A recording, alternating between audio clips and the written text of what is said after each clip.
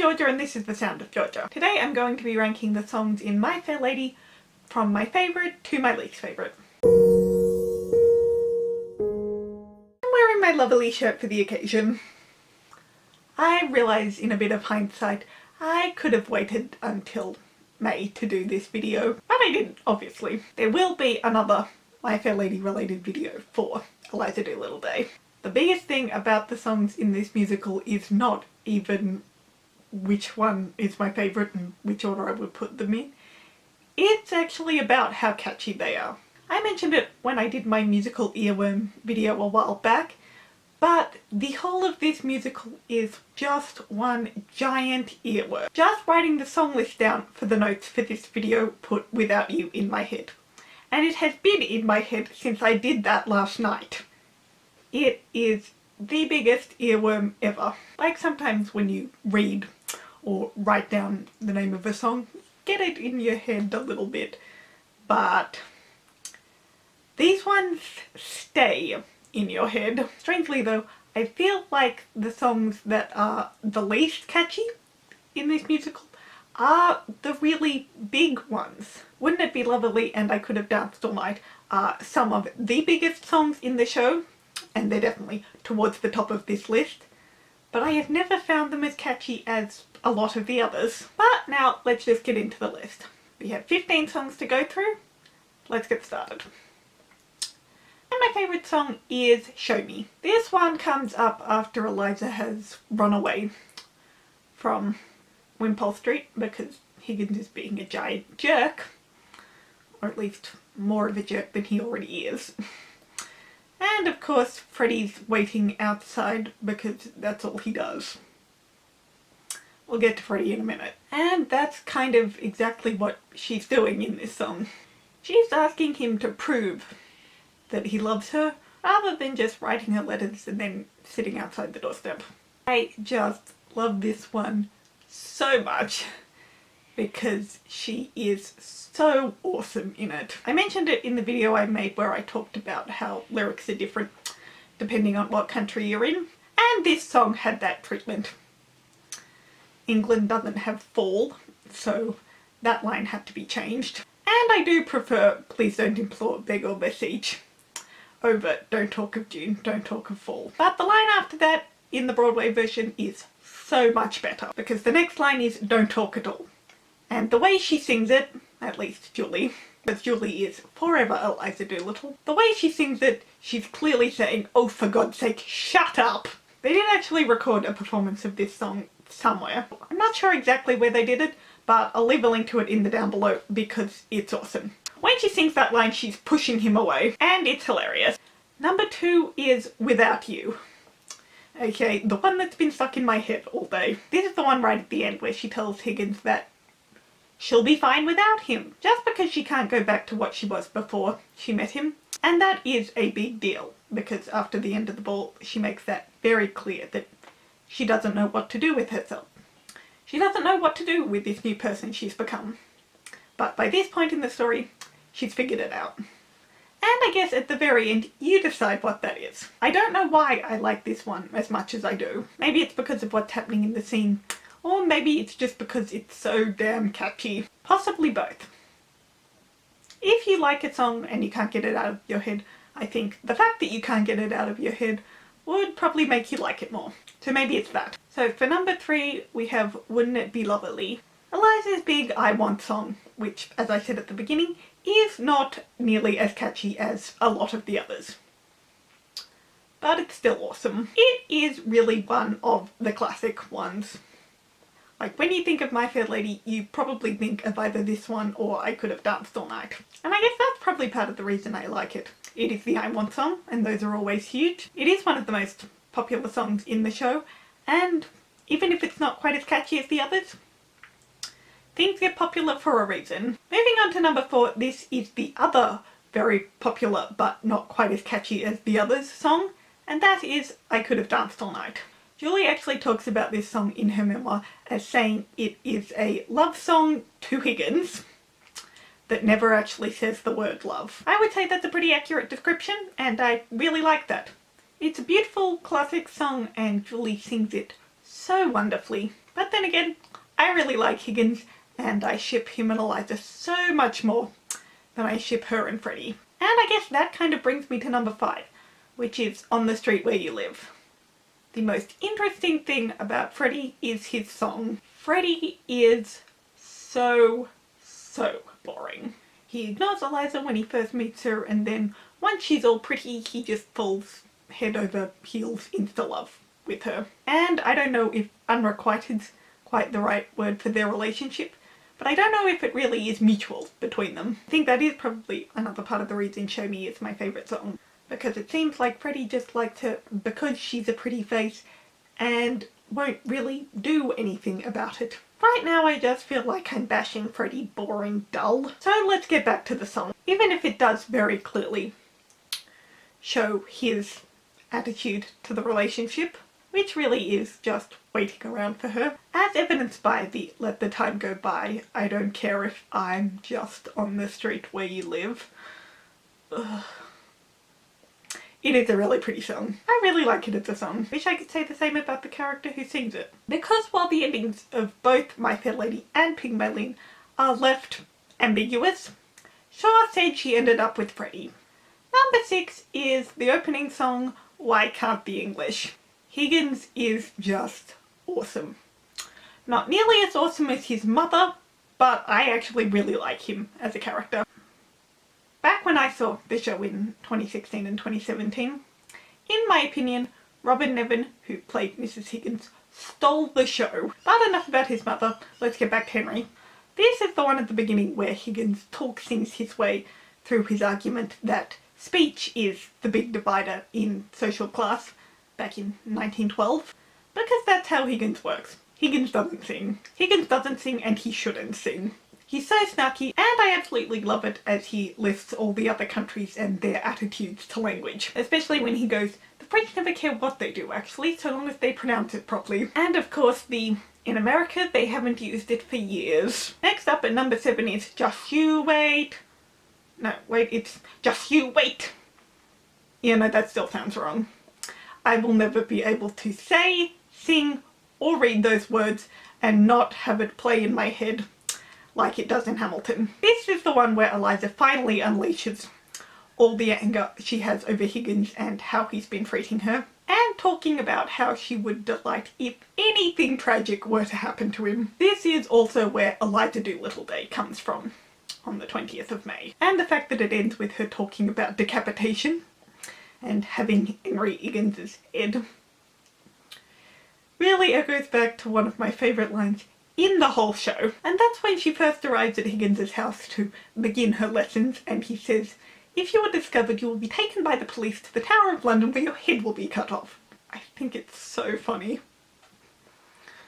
Probably just because he says it so calmly. Next up, for number 8, we have The Rain in Spain. Stays mainly on the plane. This is obviously the big scene where Eliza finally learns how to speak properly. And she and Higgins and Pickering all stay up until all hours of the night, and then she sings I Could Have Danced All Night. But my favourite part of this song is probably actually not in the song itself. At least this bit doesn't appear on the recording. But when I saw the show, Anna Roburn went from the Cockney accent all the way to proper English in one sentence. And considering Julie directed the production, I imagine she did much the same. And I absolutely love the way that happens. She starts the sentence by saying rain, and then by the end of the sentence she's saying Spain. The dancing they do in the scene, not just where she's tangoing with Higgins, but when she's dancing around on the couch, is awesome. And of course, she dances with Higgins. And I like Higgins so much more than Freddie. For number 9, we're back to the really catchy stuff with Get Me to the Church on Time.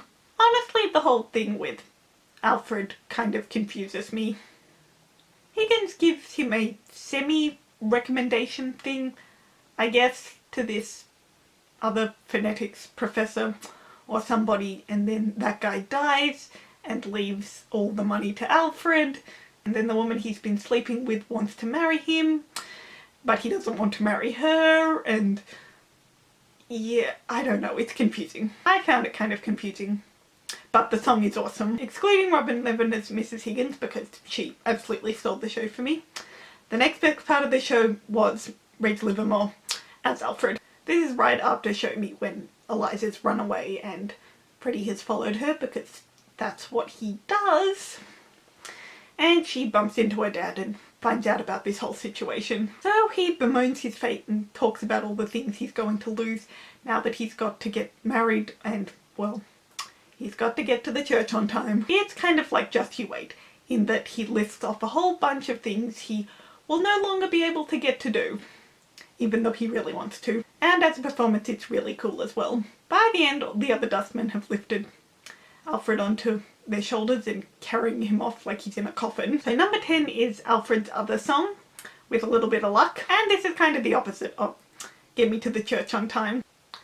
He's talking about these usually immoral things that you can do and not get caught for, as long as you have a little bit of luck. And the funny bits are not just what he's singing, but the way he does it. It's also actually an interesting one because Eliza comes up to him during the middle of it and she shows him all the money that Higgins has just given her, and then she leaves and they sing the final verse. But that's not actually counted as a reprise, so that's really cool. Number 11. The final number, I've grown accustomed to her face. As I've said plenty of times, I like Higgins. Even if I Could Have Danced All Night never mentions the word love, it's really Eliza singing to Higgins more than anybody else. And I've Grown Accustomed to Her Face is the same way. He never mentions the word love because he doesn't do that. As a character, he wouldn't do that. But accustomed to is as close to love as you're gonna get for Higgins. So it really is a bit of a love song to Eliza. But even with the song being, even as it is, kind of very anti-Higgins, it still works. You can tell he cares about her a lot, but he doesn't lose any of his snark. And it kind of fits with the very last moment when she comes back and the only thing he says is, "Where the devil are my slippers?" That's what I really like about the ending. You can really see how much Eliza means to Higgins, but he still stays perfectly in character. You can tell "Where the devil are my slippers" is Higgins' way of saying "I missed you."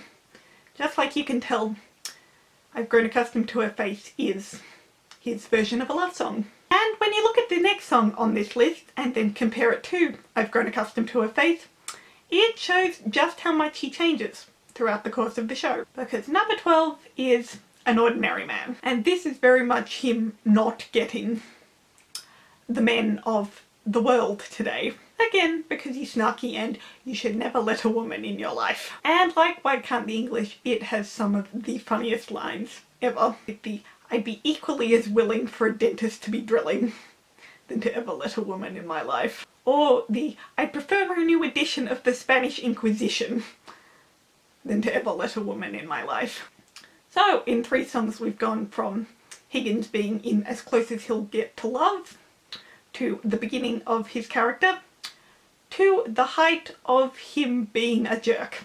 And that is with number 13, You Did It. This song is the height of Higgins being a jerk and Eliza's breaking point. As I mentioned at the beginning with Without You, after the giant experiment that Higgins has put her through, she doesn't know what she's going to do with herself. And this song is when they get back from the ball, and it's all about his triumph in creating her without acknowledging her at all. And yet she's more upset about not knowing who she is and what to do with herself in the world than the fact that he's completely discarded her. That's the fact that the experiment was just that to him, an experiment. He's being a pain in the ass and nobody is paying Eliza any attention, not even Pickering, who's been very nice to her up until then. But it's catchy.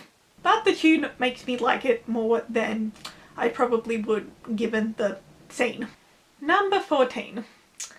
The Ascot Gavotte. This one is really quick and almost like a scene transition, which is why it is towards the bottom of this list. But oh my god, it's hilarious.